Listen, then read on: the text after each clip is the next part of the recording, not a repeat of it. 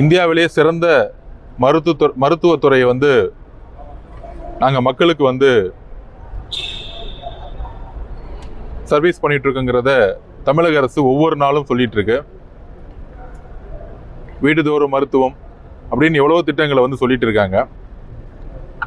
செவிலியர்கள், நம்ம சிஸ்டர்னு சொல்லக்கூடிய செவிலியர்கள், ஆரம்ப சுகாதார நிலையங்கள் இருக்கக்கூடிய செவிலியர்கள் கிட்டத்தட்ட இன்னைக்கு காலையிலிருந்து உண்ணாவிரதம் போராட்டம் பண்ணியிருக்காங்க.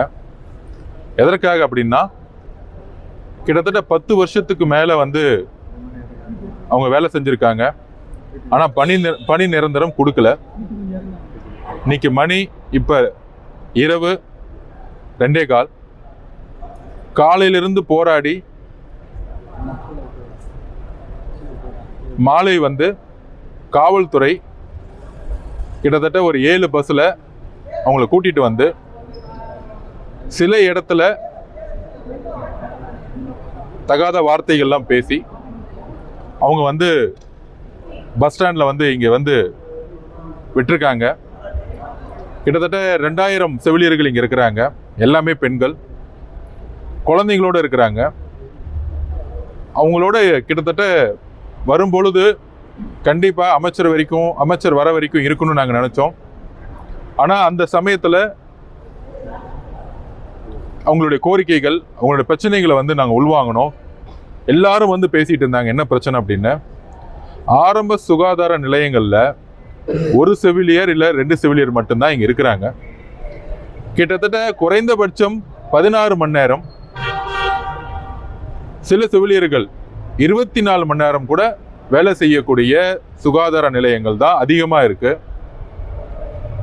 அவங்க பதிவு பண்ணியிருக்கிறாங்க.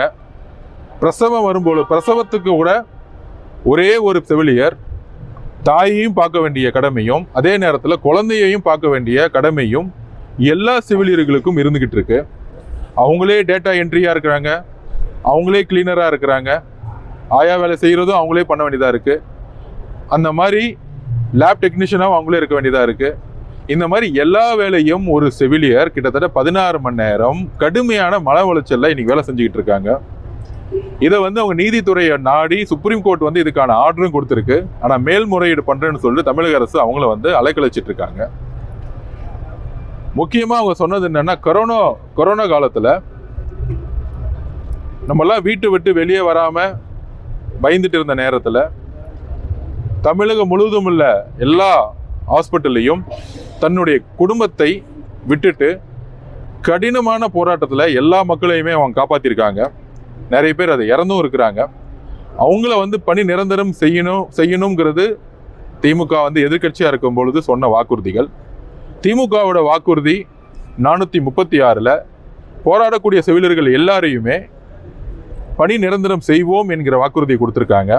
ஆனால் கிட்டத்தட்ட 4.5 வருஷம் ஆச்சு, ஆட்சியே முடிய பொழுது இன்றைக்கும் அவங்க வந்து ரோட்லையும் ஒரு பஸ் ஸ்டாண்ட்லையும் இன்னைக்கு வந்து தூக்கி போட்டிருக்காங்க. இதை கடுமையாக கண்டனத்துக்குரியது. அதுவும் இல்லாமல் முழுதாக போராடணும்னு நினைக்கும் பொழுது நிர்வாகிகள் வந்து ரொம்ப கடினமான நேரத்தில் பேசினாங்க. இந்த அரசு அவங்களுக்கு ஒரு அழுத்தம் கொடுத்து இந்த போராட்டம் அரசியல் ரீதியாக மாறக்கூடாதுன்னு, அரசியல் ரீதியாக மாறுச்சுன்னா இந்த போராட்டத்தை வந்து திசை திருப்பிடுவாங்க. எங்களுக்கு உங்களுடைய ஆதரவு மிகப்பெரிய நன்றி. எங்களை கைது செய்தாலோ இல்லை எங்களை வந்து தகாத முறையில் நடத்தினாலோ உடனடியாக என்னுடைய பர்சனல் நம்பரை நான் கொடுத்துருக்கேன். உடனடியாக எனக்கு கால் வரும். அடுத்த நொடி தமிழக வெற்றி கழகமும் நானும் சரி, சகோதரர் நிர்மல்குமார் அவர்களும் சரி, வழக்கறிஞர்களும் சரி, அவங்களுக்கு உறுதுணையாக நாங்கள் எப்பொழுதும் இருப்போம். அதை நாங்கள் வந்து தெளிவாக பதிவு பண்ணுறோம். அப்புறம் சுப்ரீம் கோர்ட்டில் தமிழக அரசு, உங்களுக்கு தெரியும் சுப்ரீம் கோர்ட் போனால் எவ்வளோ செலவாகும் அப்படின்னு. நாங்கள் வாக்குறுதி கொடுத்துருக்கோம். இந்தியாவுடைய டாப் 2 அட்வொகேட்டை நாங்கள் வந்து சீனியர்ஸை வந்து உங்களுக்கு லீகலாக சப்போர்ட் பண்ணுறதுக்கு நாங்கள் தயாராக இருக்கிறோம்.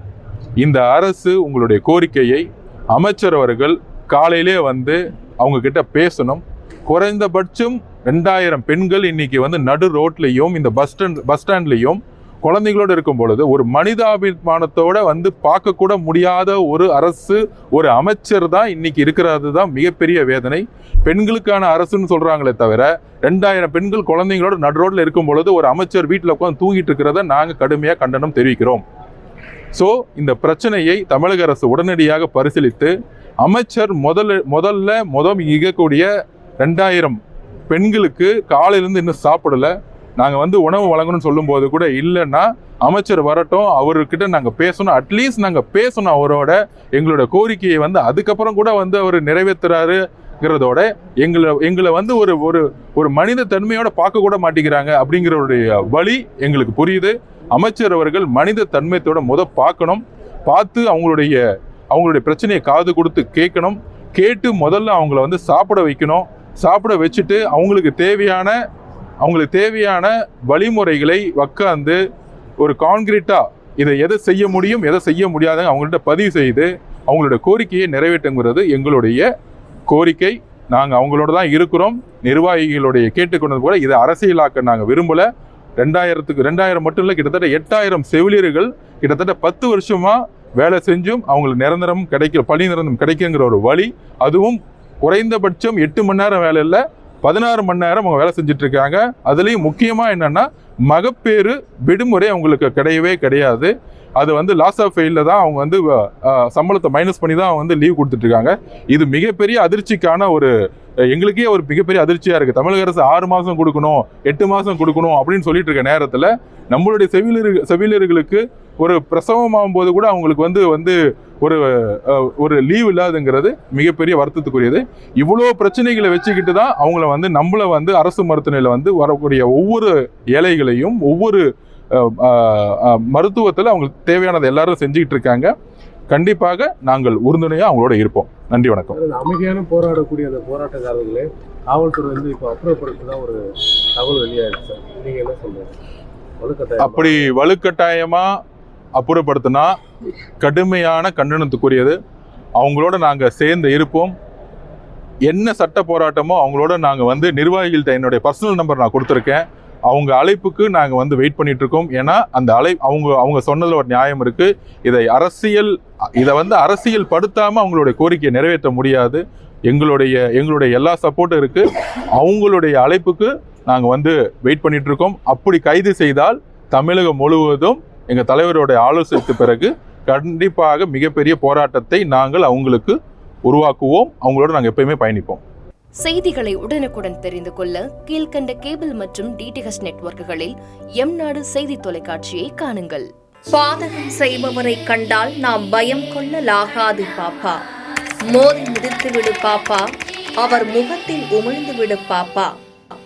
அண்மை செய்திகளை உடனுக்குடன் தெரிந்து கொள்ள இணைந்திருங்கள் எம்நாடு தொலைக்காட்சியுடன்.